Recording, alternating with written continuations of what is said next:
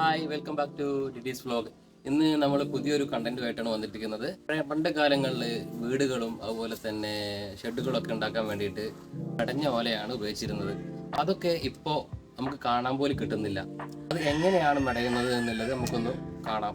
അതിൻ്റെ ഒരു വീഡിയോ തന്നെയാണ് ഇന്ന് ഞാൻ നിങ്ങളെ പരിചയപ്പെടുത്തുന്നത്. എന്നാൽ വീഡിയോയിലോട്ട് പോകാം. ആദ്യം ഒന്നെടുക്കുക, പിന്നെ മൂന്നാമത്തെ വെക്കുക, പിന്നെ അഞ്ചാമത്തെ ഇങ്ങനെ പൊടിക്കുക, അത് നീട്ടി വെക്കുക, പിന്നെ രണ്ടാമത്തെ വെക്കുക, പിന്നെ നാലാമത്തെ വെക്കുക, പിന്നെ ഏഴാമത്തെ പൊടിക്കുക, മൂട്ടി വെക്കുക, പിന്നെ അതുപോലെ തന്നെ പിന്നെ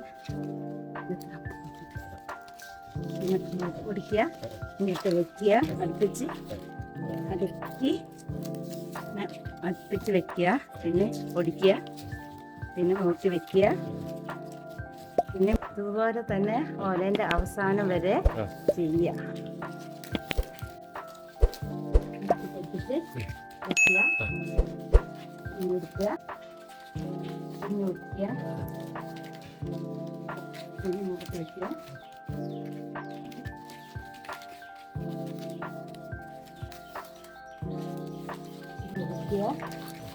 മൂട്ടി വെക്കുക, അടുപ്പിച്ച് വെക്കുക.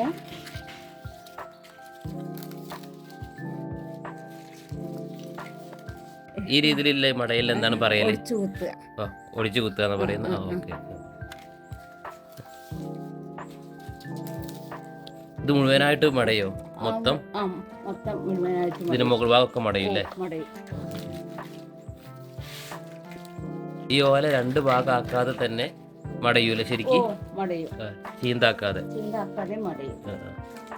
പിന്നെ വേണമെങ്കിൽ വേറെ വേറെ ചീന്താതെ ഒരു മടയുന്ന ഓലുണ്ട്. തെക്ക മടച്ചിലെന്ന് പറയും, തടുക്ക് മടയുന്നും പറയും. ചീന്താതെ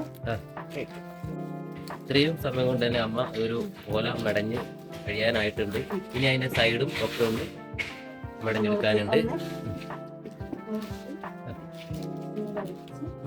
ഒന്ന് അടുപ്പിച്ച് വെക്കേണ്ടി വരും അല്ലേ?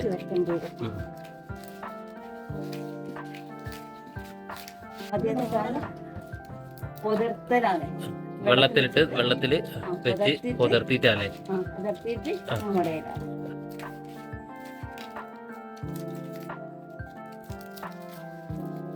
അതിന്റെ സൈഡൊക്കെ ഒന്ന് മടഞ്ഞു വെക്കാല്ലേ ഇനി?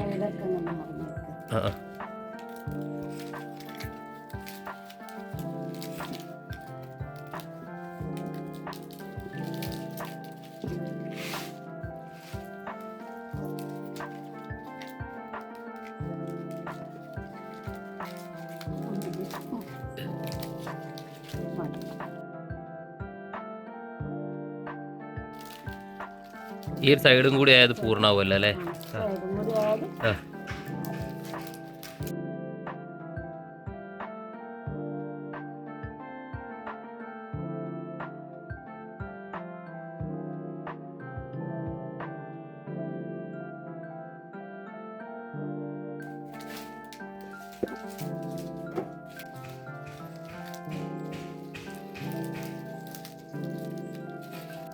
ഇത് കഴിഞ്ഞ് പോരാതെക്കാൻ വേണ്ടിയിട്ട് ഇങ്ങനെ ഒന്ന് വലിച്ച് കിട്ടുക.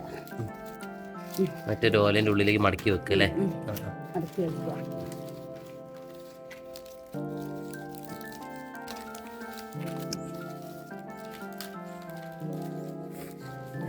അപ്പോൾ അമ്മ ഓല മടഞ്ഞ് കഴിഞ്ഞിട്ടുണ്ട്.